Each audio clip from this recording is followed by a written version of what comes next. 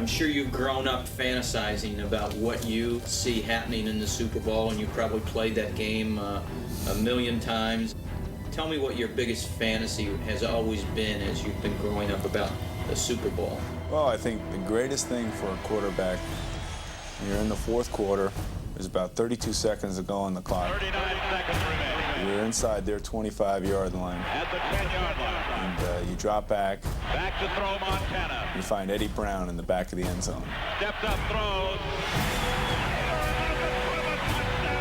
The game's over and you win. And the 49ers have won the Super Bowl. That would be the ultimate of any Super Bowl.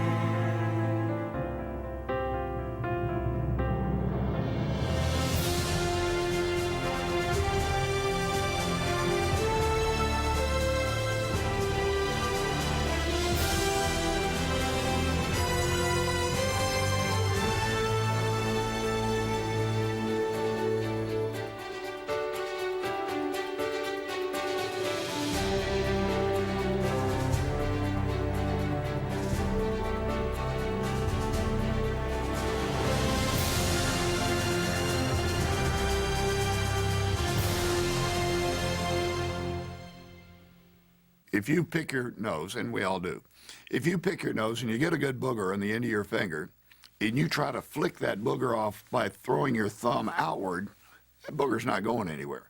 But if you will take your thumb and turn it in, and at the same time your wrist snaps and your fingers release, crud, you'll have them ducking all the way across the room.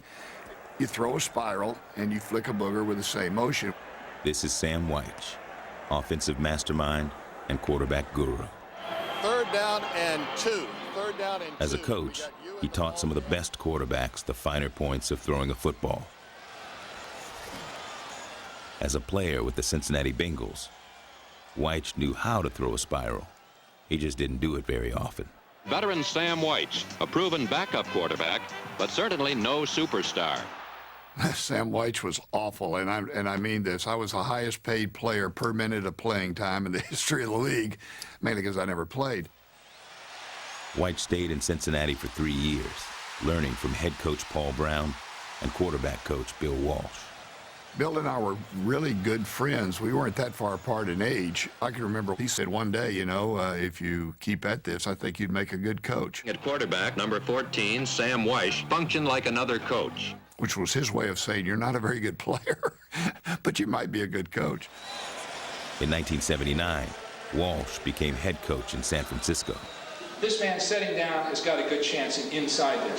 But One of his first calls was to Wyche, who was hoping to become a high school coach. On the same day that Bill Walsh called me to say, I'm going to take the job of the 49ers, would you be interested in coming out and coaching the passing game? On that same day, I got the rejection letters from 2 North Carolina schools saying, Sam, we are rejecting you on your qualifications. You've never coached. We are looking for an experienced coach.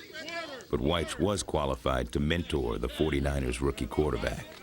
Let me tell you, when you're coaching Joe Montana, it's real easy. You fold your arms, you take about 3 good giant steps backwards and stay out of his way. That way you get to be a good coach.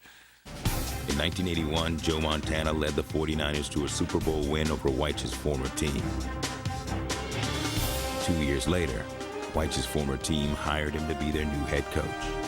You're on your own. Well, thanks for that short introduction, Paul. I appreciate that. Years ago, when I was a rookie in 1968, I used to take real good notes, and Paul Brown used to take one playbook each year, and he would always take the playbook from the player that he thought took the best notes. Well, he selected my playbook, and he had remembered that. That's how he said that he came back to me, that he was impressed by my note-taking and thought I'd be a good coach. Sam Wyche's life had come full circle. He was back where his career had started, working for the man who used to be his coach. And on the day Wyche was hired, Paul Brown returned Wyche's old playbook. There he is. In the coming years, Wyche would transform that playbook into an offense which the NFL had never seen.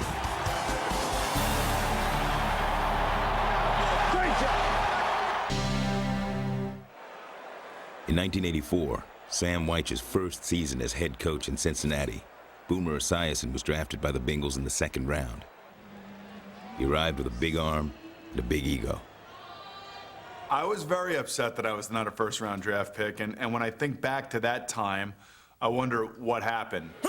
I think partly my personality was to blame. I was not afraid to say what was on my mind. What kind of call is that? I always felt like when I played football that I wanted to be who I was as a person, that I did not want to be some cookie-cutter quarterback. Should have passed it.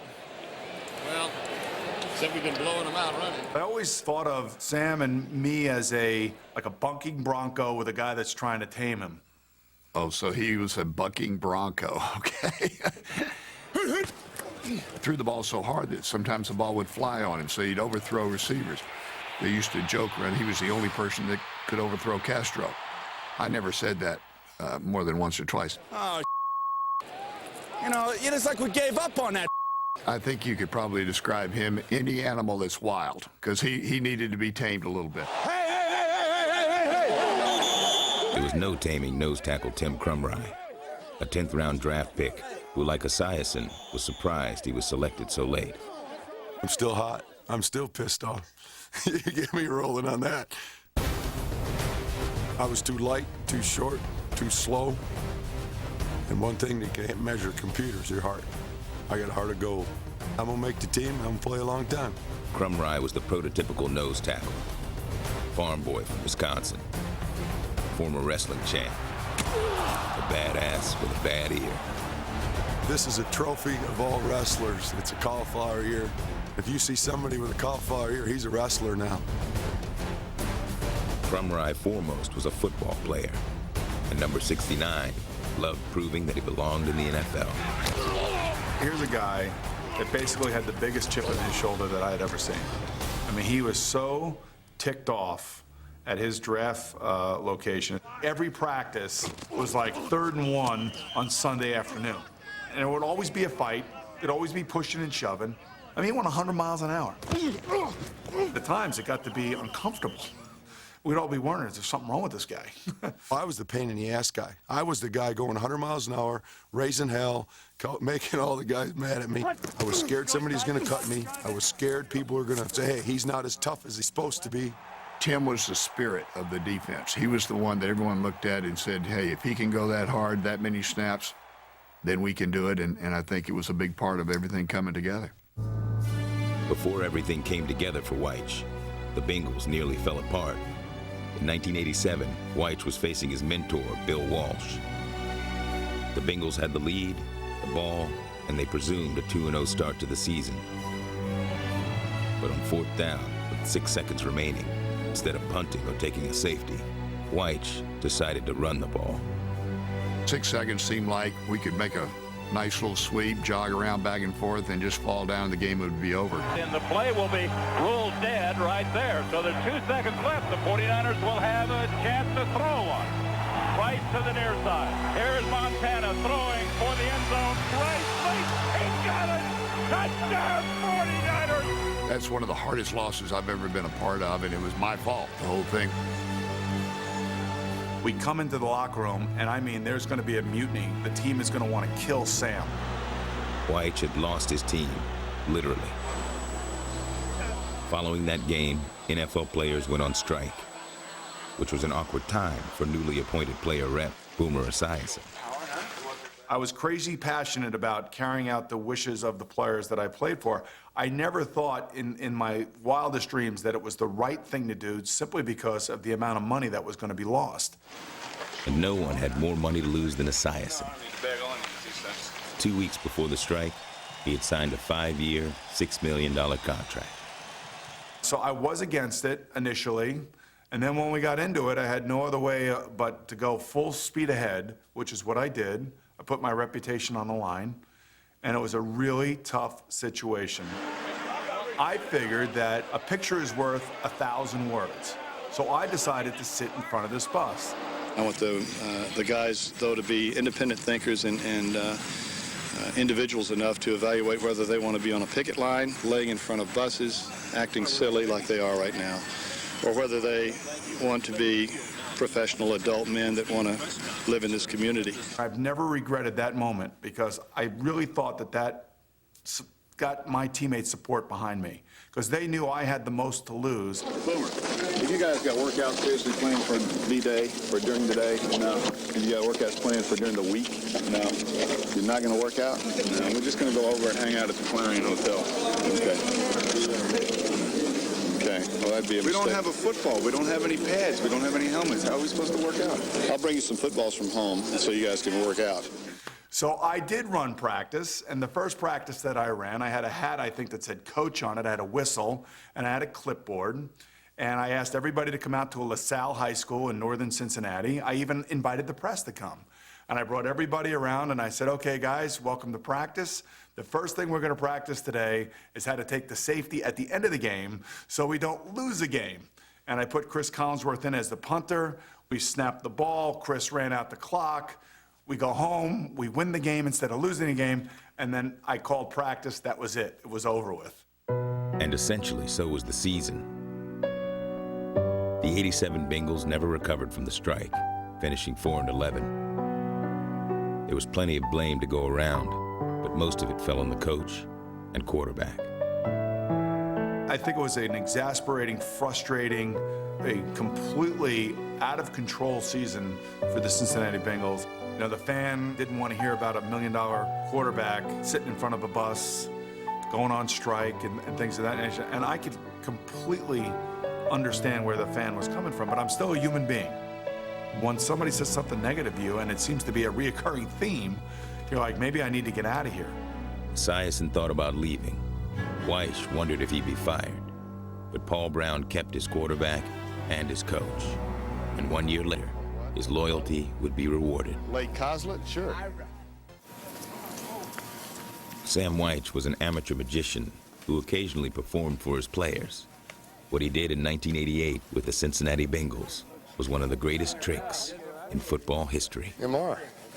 Sam really worked, literally, his magic to try to galvanize his team again. And I give him a lot of credit because he did a lot of things that no coach would have ever thought about doing, including rooming black player with white player, offense with defense in training camp that really helped the situation. The hope was that the players in December, when it got really tough, would be able to look at each other and say, I know that guy's wife's name. I know how many kids he has. I know what's important in his life. We've talked about things that mean more to us other than just football. It was different. It made the chemistry come around, wakes everybody up. We're not doing it the right way, and we're going to change. No matter what it is, change is good. Weiss wanted a fresh start, but he was more concerned with how his team would finish. In 1987, the Bengals had a chance to win 7 games late in the fourth quarter and lost them all. Not being able to finish off the game led to the word finish becoming the keynote for the 1988 season. Be physical, keep your poise, and finish everything we start. Finish everything, guys. From the first game, it was clear that 1988 would be a season of fantastic finishes.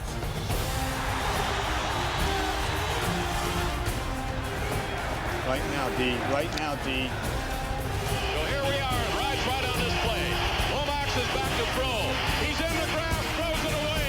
Incomplete. And the ball game is over. And the Bengals have opened with a 21-14 win. We're excited coming off the '87 season. It didn't take too much to get us excited. We have a goal line stand, and hell, everybody's jumping up and down like we won the Super Bowl. We just made a good play.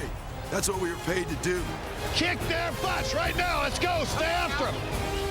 Finish everything. Boomer's going to have to throw into the end zone. Touchdown right against the end line. Touchdown to Tim McGee. Good job. They won't quit on it. I guarantee you they're not going to quit. Nice going.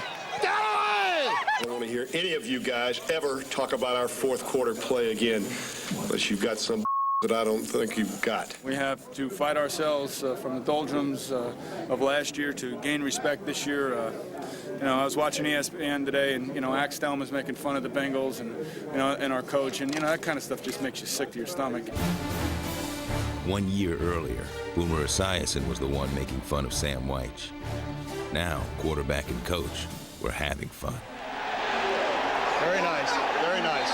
Joe Montana was one of the most productive quarterbacks in the history of the league. Boomer is a field general, as a commander on the field. He was the ultimate. Center, move it! No, strong right. He carried himself the way a quarterback should carry himself.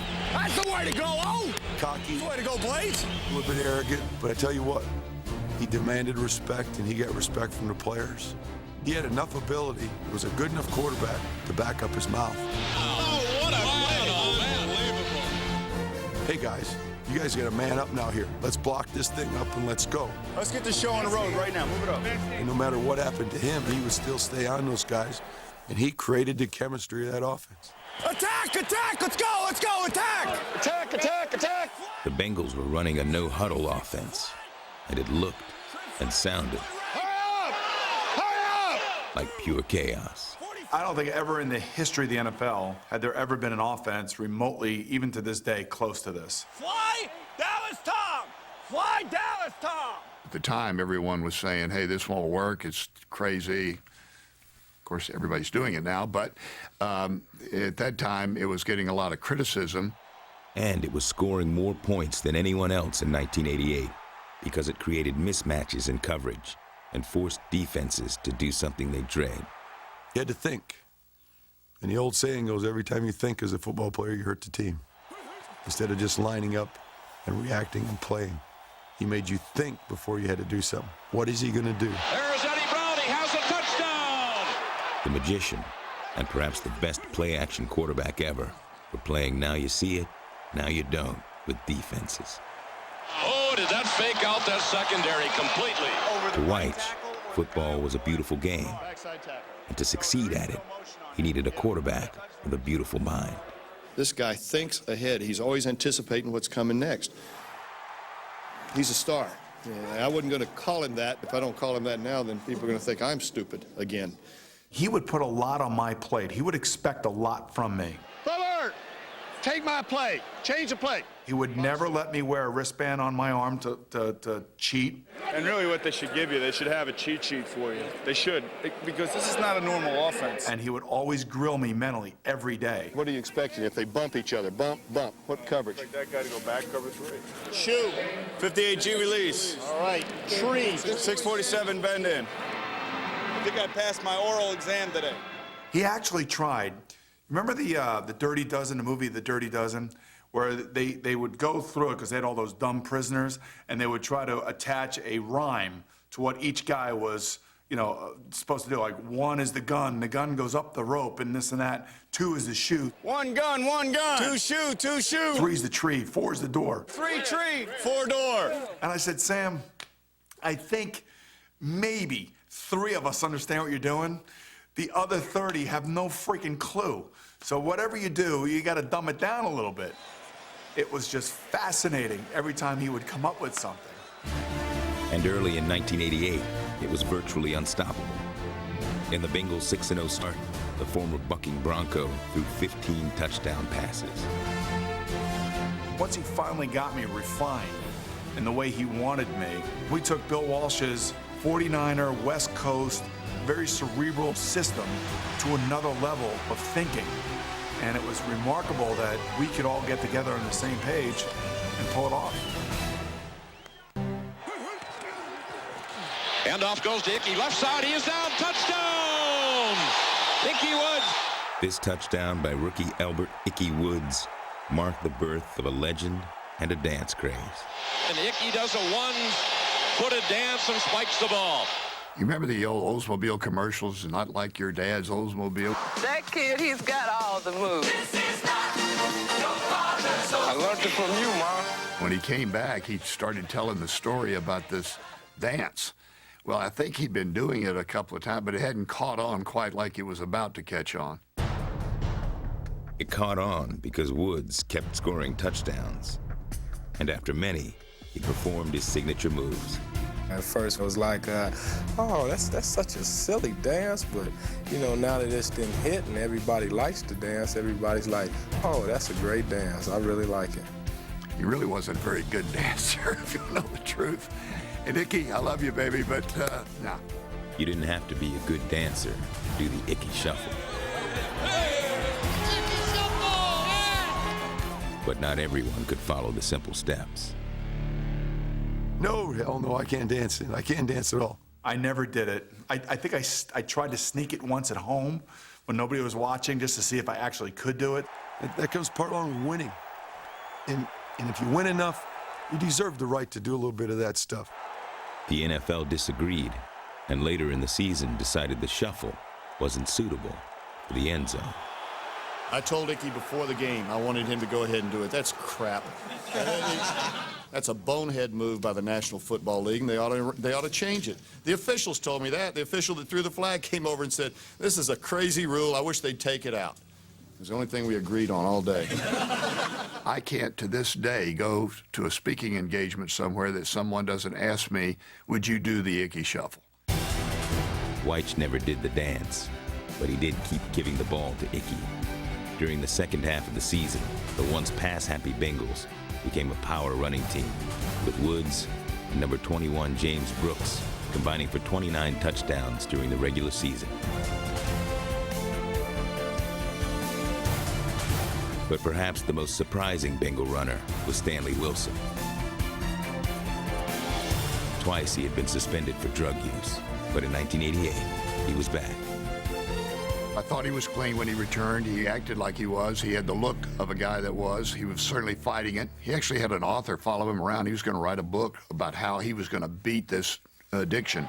If they call Stanley Wilson a dopehead and a coke addict again, I hope that y'all will throw the flag. That's taunting. He's a good football player, and he's a good guy. You know, some guys are just bad actors, and you're just not pulling for them. Then Stanley Wilson types, you're pulling for them. You want them to succeed. You did it! Great job! I used to have him over after home games, and he would have a bowl of ice cream with me. The reason I brought him over there is that I was told by doctors that you're most susceptible to get back into drugs when you're celebrating or when you're depressed. Well, figure it out. You either win or lose, you're celebrating or depressed.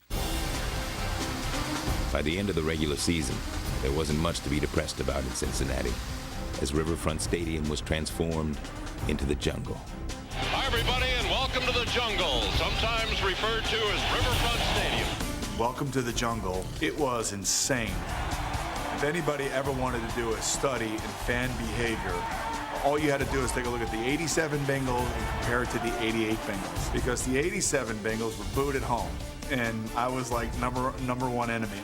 But in 88, all those Bengal fans that were embarrassed the year before all became one.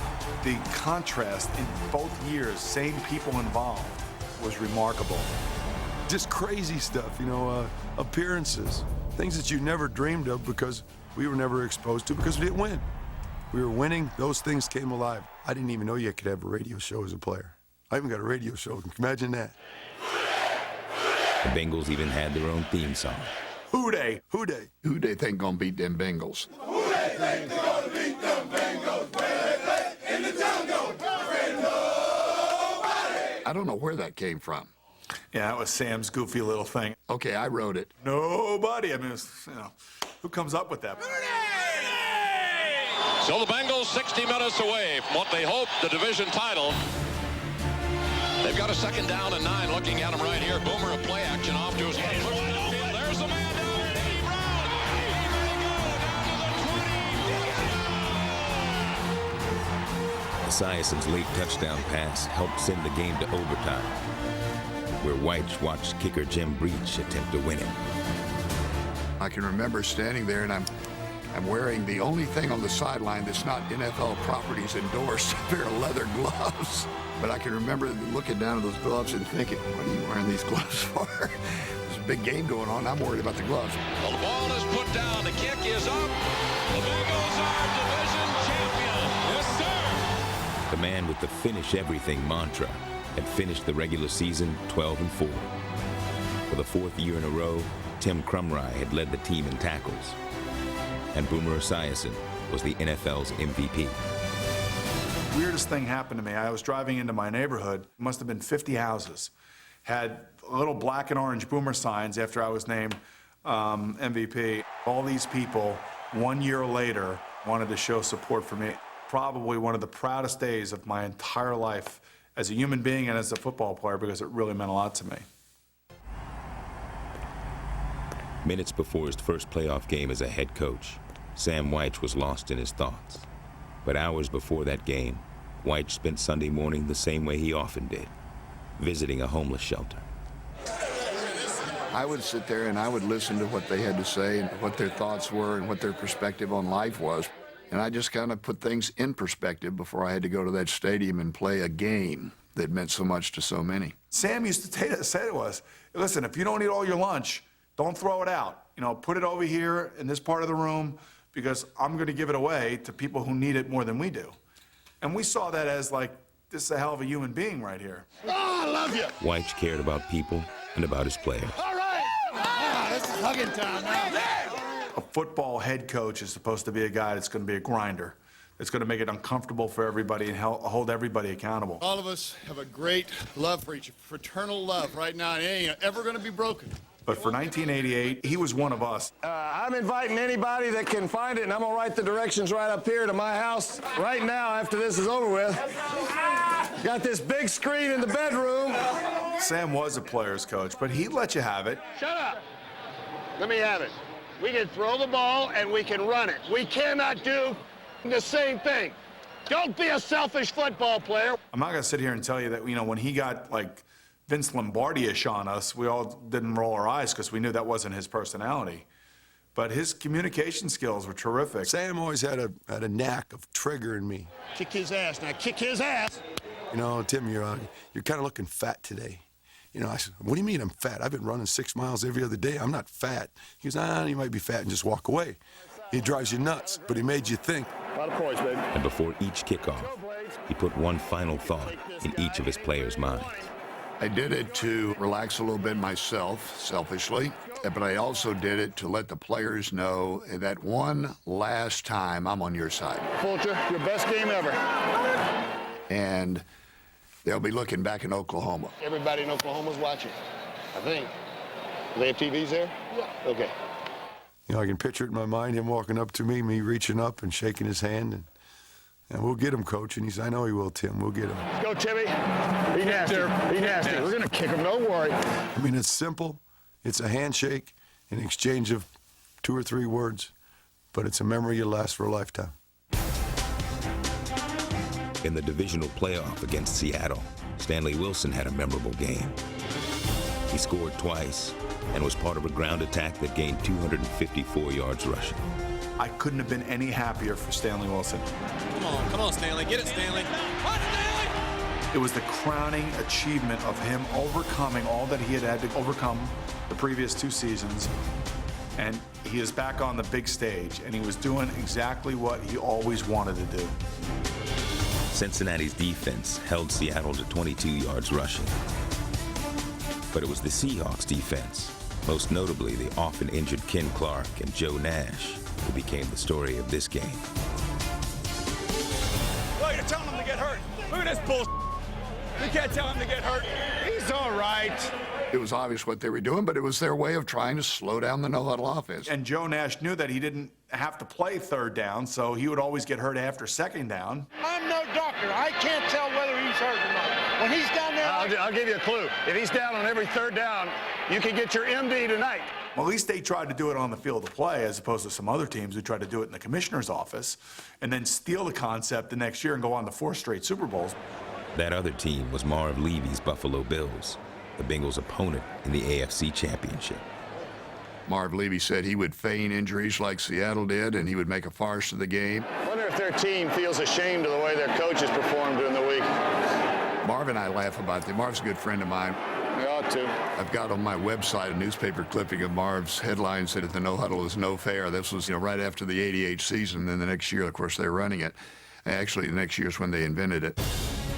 No huddle or not, the Bills were no match for the Bengals. Looks in the end zone, lobs it off in a flat, touchdown! Hand off to Ickey, right side, touchdown! Ickey Woods, the Bengals have won the AFC Championship. I was like delirious, running off the field in the arms of my backup quarterback, Mike Norseth, realizing what we just had accomplished and where we were headed to. As improbable a trip as any NFL team could have ever been on. I'm going to Kings Island!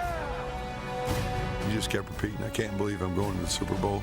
You don't remember the bad games as the years go on. Those disappear. You hang on to that forever.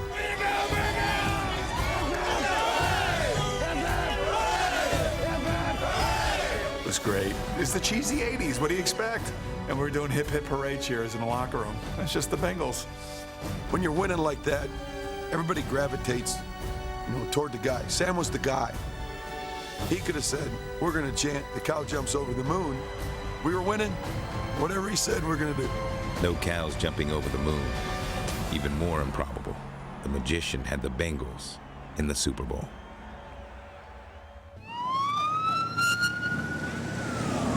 As the Cincinnati Bengals arrived for Super Bowl 23, America was told what the players learned at a team meeting the previous night.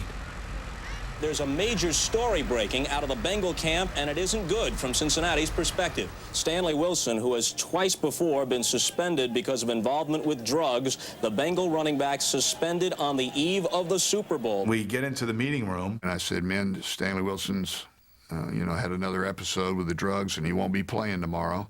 And I can remember guys taking their playbook and slamming them on the ground. They're dropping their head into their hands. And this is where the conflicting emotions really hit, I think, all of us.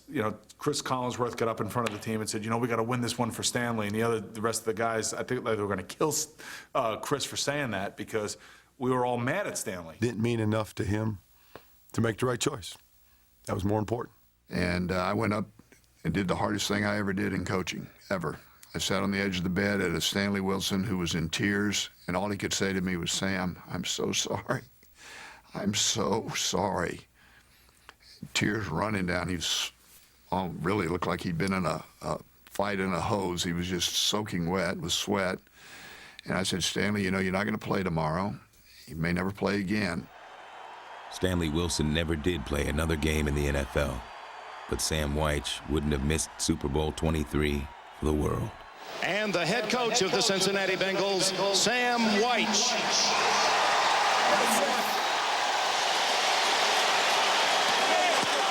I basically was showing off. I mean, that's all it was. I wanted to be a part of that in every way I could. Come on, man. Do it. But this was our coach. I could think that every single one of us in that line going, what the hell is he doing? As opposed to, we're not going to win because Stanley Wilson's not here. The Bengals' chances of winning took another big hit early in the first quarter, when a routine play changed the course of the game and Tim Krumrie's career.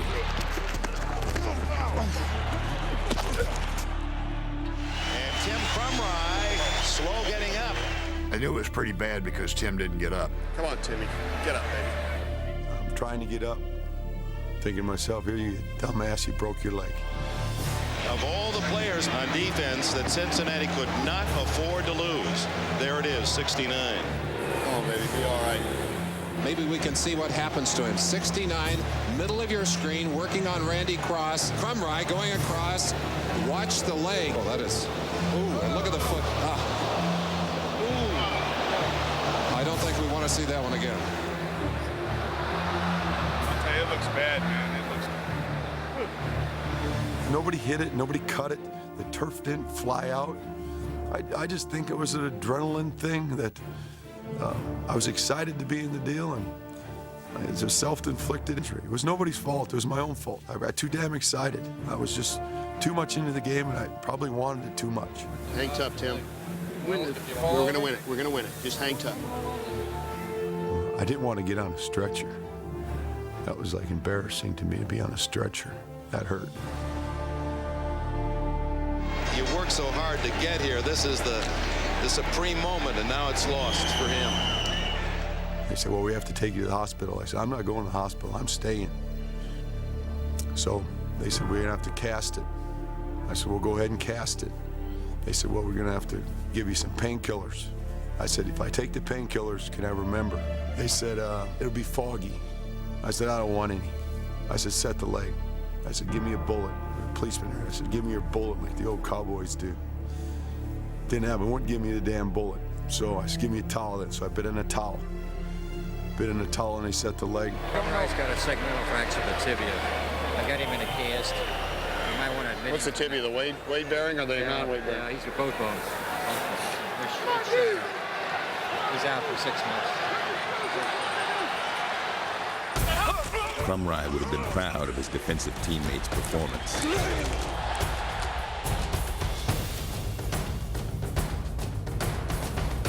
At halftime, the score was 3-3. I come into the locker room, and Tim Crumry is still in the locker room on the gurney. And I'm like, what the hell is he doing here? I want to see the guys at halftime. You know, Boomer and everything. You know, we'll get the ring for you. We'll get the ring for you, Tim. He was a significant part of the team, and he wanted to be in the same building that we were. To me, that was like, I couldn't believe it. Tim, we're going to get it for you. Don't worry about it. Yeah, I still remember those words. Watched it through the third quarter in the locker room, and then they had to get me out of there. They didn't want me hung up in a ton of traffic at the end of the game. Crumry stayed just long enough to see the Bengals' only touchdown of Super Bowl 23. Come on, Stanford! Run it all the way back. Let's go.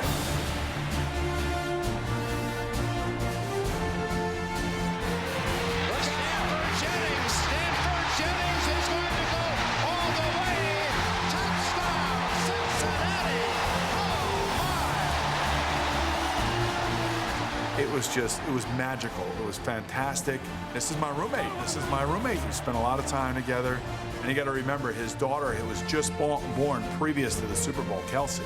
Who's that for? Kelsey or somebody? You bet.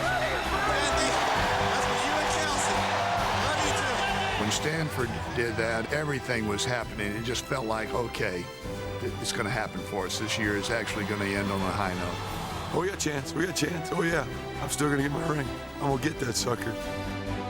Late in the fourth quarter, a Jim Breach field goal set the stage for one of the most dramatic finishes in Super Bowl history. And with 3:20 left to go, the Bengals take a 16-13 lead. As Chris Collinsworth reminded me, when they took over the ball on the 9-yard line, we probably left too much time for number 16. Number 16 was the focus, but on some Bengals' minds and helmets was number 69. Play like you're world champions now. Let's do it. Better than you ever played. Let's go. All you've got on defense. Let's go.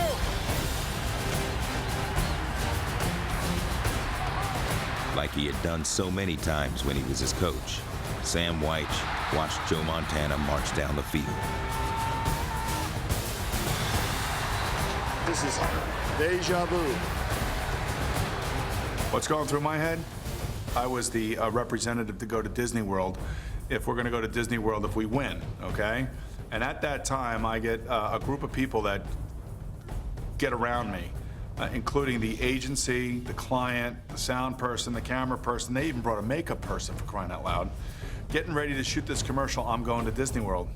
And with every pass that Joe Montana is completing, going, I'm going to Disney World, man, I'm going to Disney World. I got these people around me wanting to know if I know my lines. It's a very surreal situation for me. 39 seconds remain to be played in this game. Montana's going to go back and throw. Into the end zone. Touchdown, the Gators. Oh, my. 34 seconds away from it. You know, your body goes cold. It really does. I mean, I could feel the chill just run like the please keep pumping. You know, you're not pushing any oxygen up. The emotions are all so compacted that you have no emotion. You just are numb. And I'm saying, I guess I'm not going to Disney World. You know, they're running across the field looking for Joe Montana. And you talk about adding insult to injury. I saw part of the fourth quarter in the hospital bed. I felt bad for the guys because I couldn't do my part to help the guys.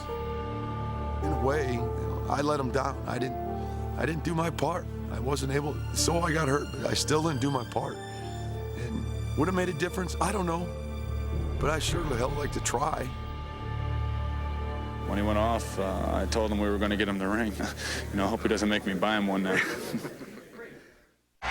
Sam White comes across the field to look for Bill Wall. I love you. I love you. Oh, me. That was a good game, huh? I have never looked in its entirety. I've never looked at that ball game. I just found it too painful. To this day, I haven't seen it. I've never watched the whole game, never seen it on TV replay, and don't care to at any point in time in my life. But you know what? I always think back to the great memories that our team had, and the way that we did it was really unique in nature. We had a unique coach. We had great personalities on our team. And where we came from to where we ascended to is the most unpredictable of seasons that any team has ever had in the history of the league. You tell me, I'm a rookie. Your 6th year, you're going to play. You're going to go to the Super Bowl. You're going to go to the Pro Bowl. From Wisconsin, nose tackle, number 69, Pro Bowler Tim Crumrye. Right after it's done, I'm going to bust your leg. Would you take that? I would. Because that's what the game is worth. I'd do it. Or you could say, you're never going to get to experience those. You choose. I'll take rehab any day. Tim Crumrye broke both bones in his leg on January 22nd, 1989. He'd never missed a football game from the time he was in 7th grade, and he wasn't about to start now. Doctors didn't believe. There's no way in hell he's going to do this. Coaches didn't believe. They wrote me off. I kind of got the 10th round draft choice attitude. I'm going to do this. I don't care. I'm going to do it. How's your leg? It's going along pretty good. That's good, man. Feels pretty good. I got a 15-inch ride down there yet. Yeah. I can't believe you're playing.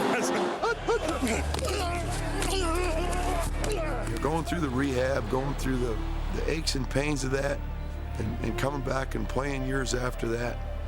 And the memories that I got, that Super Bowl year, hell, I'd break my other leg and put me back in the Super Bowl, I'd go today. Even if as a coach. You can break it, I'll go as a coach, okay? Those memories are that important to me.